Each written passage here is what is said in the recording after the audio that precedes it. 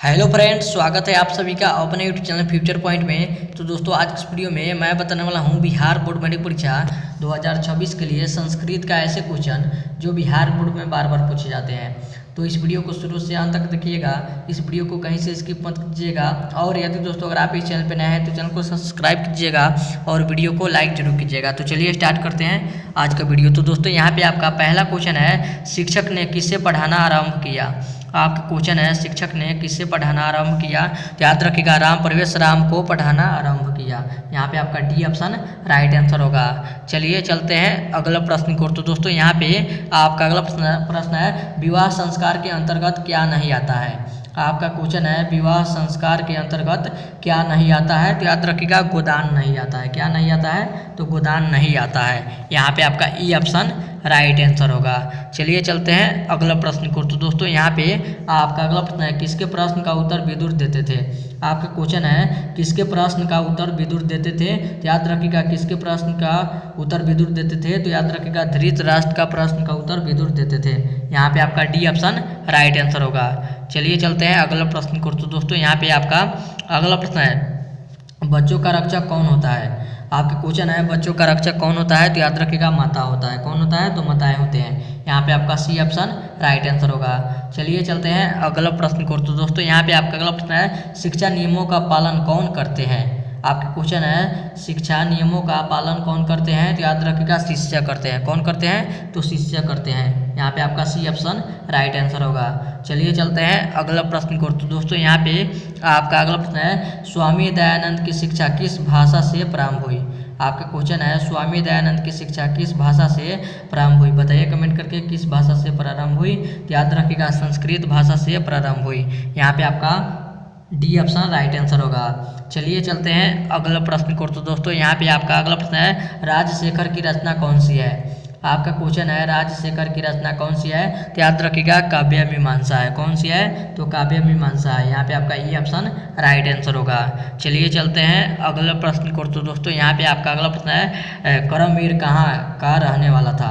आपका क्वेश्चन है, करमवीर कहाँ का रहने वाला था। बताइए कमेंट करके, कहाँ के रहने वाला था। तो याद रखिएगा, भीकनटोला के रहने वाला था। और भीकनटोला कहाँ पे है? तो बिहार में है। यहाँ पे आपका ई ऑप्शन राइट आंसर होगा।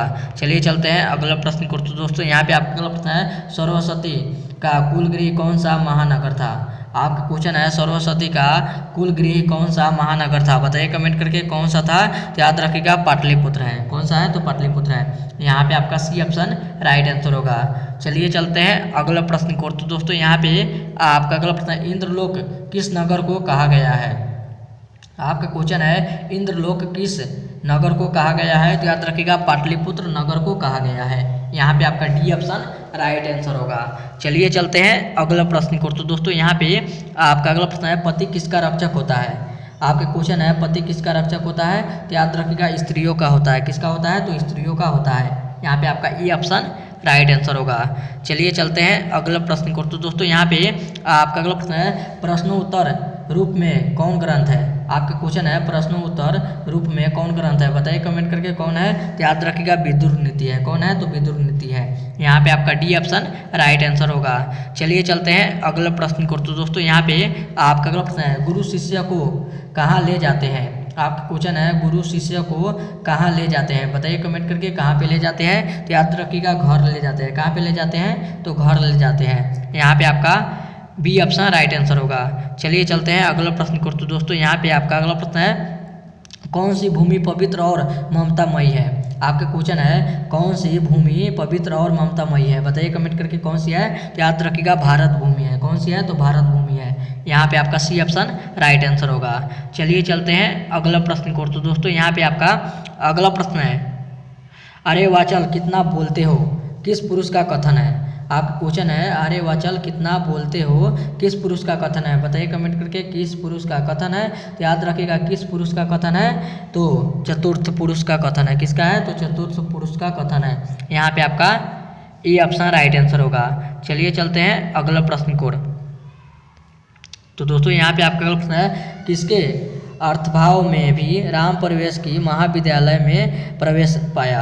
आपका क्वेश्चन है, किसके अर्थभाव में भी राम प्रवेश ने महाविद्यालय में प्रवेश पाया। बताइए कमेंट करके। तो याद रखिएगा, शिक्षक के प्रवेश पाया। यहाँ पे आपका शिक्षक के अर्थभाव में राम प्रवेश ने महाविद्यालय में प्रवेश पाया। यहाँ पे आपका शिक्षक के बदौलत ही पाया।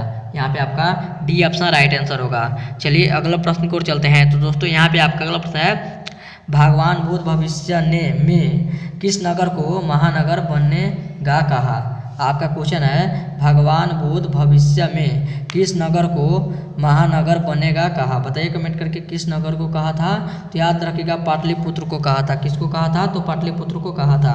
यहाँ पे आपका डी ऑप्शन राइट आंसर होगा।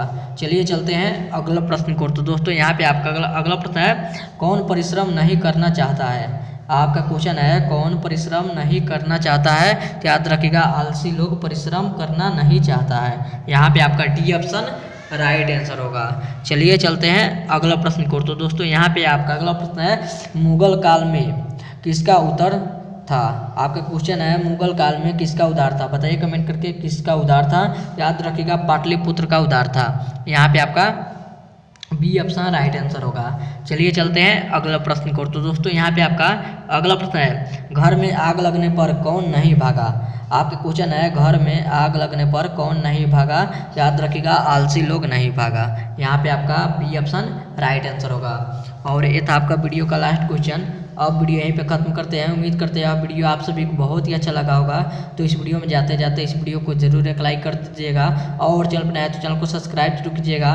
तब तक मिलते हैं अगले वीडियो में। तब तक bye bye, thank you for watching. मिलते हैं अगले वीडियो में।